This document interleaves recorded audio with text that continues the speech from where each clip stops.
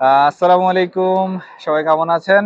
আমি শরীফুল ইসলাম কথা বলতেছি সার্বিয়ার বেলগ্রেড থেকে। তো এই যে রাসেল ভাই, আহ, ভাই যথেষ্ট ভালো মানুষ। তো ভাই আমার সাথে দেখা করার জন্য 350 কিলোমিটার দূর থেকে আসছে। মানে এক কথা হচ্ছে বসনিয়া বর্ডারের পাশেই হচ্ছে ভাই যে বেকারি কোম্পানিতে কাজ করে ওইখানে। হ্যাঁ, বেসিক্যালি ওইখানে হচ্ছে রুটি তৈরি হয় আর কি। তো ওনার কাছ থেকে শুনি উনি কিন্তু সরাসরি কোম্পানিতে আসছে। তারপরও আপনারা অনেকে যে বলেন শুধু সাপ্লাই যে খারাপ হয় বিষয়টা তা না, সরাসরি কোম্পানির মধ্যে কিন্তু খারাপ আছে। তো ওনার কাছ থেকে শুনবো ওনার আসলে সমস্যাগুলা, সরাসরি কোম্পানিতে আসার পরেও কি ধরনের সমস্যাগুলো উনি ফেস করতেছে এটা ওনার কাছ থেকে শুনবো। তো ভাই একটু আপনি যদি শেয়ার করতেন। আমি সরাসরি কোম্পানির মাধ্যমে আসছি এবং কি আমার মালিক আমাদের বাংলাদেশে গেছিল। যাওয়ার পর তখন উনি আমাদের প্রায় 30 থেকে 40 জনের একটা এগ্রিমেন্ট করছিল যে 30 থেকে 40 জন লোক আনবে বাংলাদেশে। তো আল্লাহর ইয়েতে শুধুমাত্র আমি একলাই আসতে পারছি। বাকিগুলোর কি হয়েছে? বাকিগুলা উনি অনলাইন হয়েছে। অনলাইন করার পরে উনি ইমিগ্রেশনে না করে দিয়েছে যে ওনার আর আপাতত লোক লাগবে না। ও আচ্ছা আচ্ছা। তো সেই ক্ষেত্রে আর লোকগুলো আনতে পারে নাই বা আসতে পারে নাই, তাদের জন্য আমার খুবই অবশ্যই খারাপ লাগার মানে বিষয়। হচ্ছে একসাথে কি জমা আপনি দিয়েছি। একজনই, ভাগ্যক্রমে আপনি টিকে হ্যাঁ, গেছেন। আল্লাহ মানে একলাই আমি আসতে না, পারছি, আপনি বাকিগুলো আসতে আমাকে পারেনি। কিন্তু ছবিও দেখাইছেন আপনার মালিকের সাথে হ্যাঁ, হ্যাঁ। বাংলাদেশের আর কি। তো এখন আসলে কোন সমস্যার মধ্যে আছেন আপনি? এখন সমস্যা কি, ডাইরেক্ট কোম্পানিতে আছি। এখন আমি হচ্ছে যে যেহেতু মালিক আমাকে বাংলাদেশ থেকে নিয়ে আসছে, হুম। এখানে আমার একটু সমস্যা হচ্ছে। এখানে মালিক আমাকে সপ্তাহে কোনো ছুটি দেয় না। আচ্ছা ফার্স্ট অফ আচ্ছা। অল এটা। আর হুম। যেহেতু নাইট ডিউটি রুটির বেকারির কাজ, দশ হুম। ঘন্টা 11 ঘন্টা এবং কি 12 ঘন্টা করতে হয়। আচ্ছা আচ্ছা। মানে সাপ্তাহিক কোনো ছুটি নেই। হুম। আর স্যালারি একদম কম, যেটা মানে না বলে কেমন নেই। কেমন দিচ্ছে স্যালারি আপনার? স্যালারি 500 €, থাকার জায়গা আছে, খাবার আমার নিজের। ও তো এটা আচ্ছা। অনেক কম। আর কিন্তু সাপ্তাহিক কোনো ছুটি নেই। তো এই আর ডিউটিও খাওয়া বেশি। আপনার কেমন খরচ হচ্ছে প্রতি মাসে?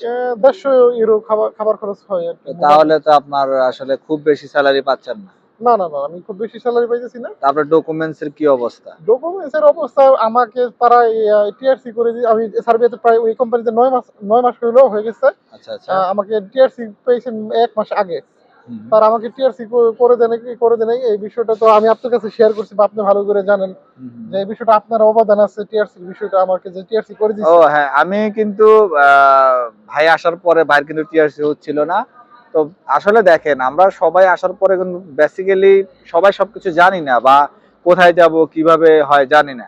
তো ভাইয়ের সাথে যেহেতু আমার একটা সম্পর্ক ছিল, আমি যথেষ্ট ভাইকে পরামর্শ দিচ্ছি কোথায় যাবেন, কার কাছে যাবেন, কিভাবে আপনি এগুলো চেক করবেন আপনার এরিয়াতে। তো আপনি তো ওইভাবে ইনশাল্লাহ আগাইছেন, হ্যাঁ, বা আপনার টিআরসির বিষয়টা ম্যানেজারের সাথে যেটা, আমার হ্যাঁ, কথা হ্যাঁ, হয়েছিল। টিআরসি যেটা যখন মালিক আমাকে টিআরসি করে দিতে চাইতেছিল না আমার এবং কি আমার 6 মাসের প্রথম ভিসাতে 6 মাসের ভিসা শেষ। হুম। মালিক আমাকে টিআরসি করে দিতেছিল না। তারপর আমি আপনাকে আমার ম্যানেজারের সাথে কথা বলাইছি। আপনি ম্যানেজারকে বলে দিয়েছেন। তা ওরা চাইছিল যে আমাকে আবার ভিসা রিনিউ করার জন্য, কিন্তু ভিসা দেয় নাই। তারপর যখন আপনি ম্যানেজারের সাথে কথা বললেন, তারপর দেন ওরা আমার টিআরসি করে দিছে। হ্যাঁ, তা আসলে বেসিক্যালি বিষয়টা এরকমই। মানে ওনার এমন একটা হয়েছিল, একবার মালিক বলে দেশে পাঠাই দিবে, আরেকবার বলে যে তোর কাগজ মানে করে দিব না। মানে বিষয়টা ভালো জানতো না কি করতে হবে। তো পরবর্তীতে হচ্ছে আমরাও কিছু পরামর্শ ওনাকে দিছিলাম যে দেখেন, ভিসা আপনি রিনিউ করতে গেলে তো সময়ের ব্যাপার সবার, এর চেয়ে টিআরসি করলে ভালো হয়। ইভেন ওনার খরচের টাকা দিয়ে উনি কিন্তু টিআরসি করছে, মালিক কিন্তু করে দেয়নি, তাই না ভাই? হ্যাঁ, হ্যাঁ, আমি আপনার থেকে তো প্রায় 300 ইউরো, 300 ইউরো মতো কোম্পানির সাথে মনে আমার নিয়ে গেছে। কোম্পানির সাথে আমার ডাইরেক্ট ছিল যে ওরা সবকিছু মানে টিআরসি করে দিবে মেডিকেল থেকে, কিন্তু এবং কি মেডিকেলের যে ট্রিটমেন্ট মাঝে মাঝে আমার টাকা দিয়ে করতে হয়। মানে মালিক পক্ষে দেয় না, কিন্তু আচ্ছা এদিকে আচ্ছা। টিআরসি আমার কিছু টাকা মালিকও দিচ্ছে, আমার কাছ থেকে কিছু টাকা কিনে নিচ্ছে আর কি। যাই হোক, বেসিক্যালি সার্ভেতে টিএসসি করতে 300 সাড়ে 300 ইউরো খরচ হয়, ঠিক আছে? তো ভাইয়ের কাছ থেকে টাকা নিচ্ছে প্রায়, আপনার মালিক এক হিসেবে কিন্তু আসলে সত্য কথা দেয়নি। এটা বললে কি হয়েছে, কারণ আপনার থেকে যদি 300 ইউরো সে কাইটা নেয় তা আপনার আর মালিক দিছে কই? এখন মালিক যদি অন্য কোনো কিছুতে দিতে পারে, এখন এটা তো আসলে বলা যাচ্ছে না।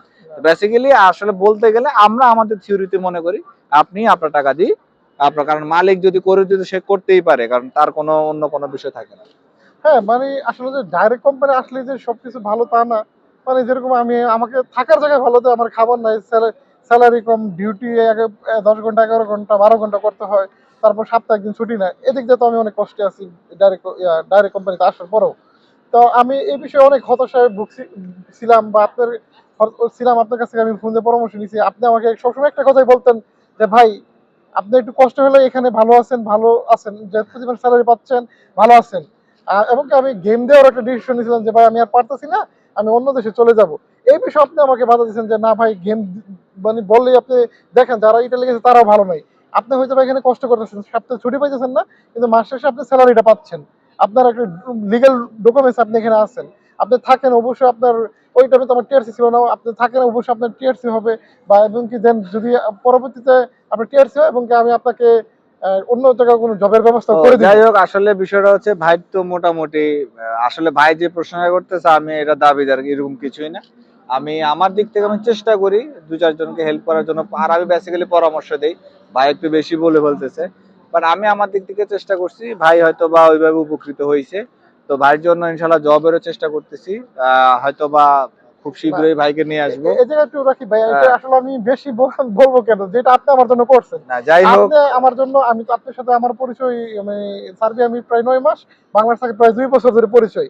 আমি 2 বছর ধরে আপনাকে আমি যে কোনো, প্রথম তো ওয়ার পারমিট, অনলাইন না ভাইয়ের সাথে ভিসা, আমার এইগুলোর অনেকদিন থেকে বিষয়ে আপনাকে পরিচয়। ফোন দিয়ে করতাম, আপনার কাছে পরামর্শ নিতাম। তো আসার পরে ভাই কেমনে কি, এই যে আমার টিআরসির বিষয়ে আপনি আমার ম্যানেজারের সাথে কথা বলছেন, এবং কি আমি হতাশ, মানে হতাশায় আমি ছিলাম।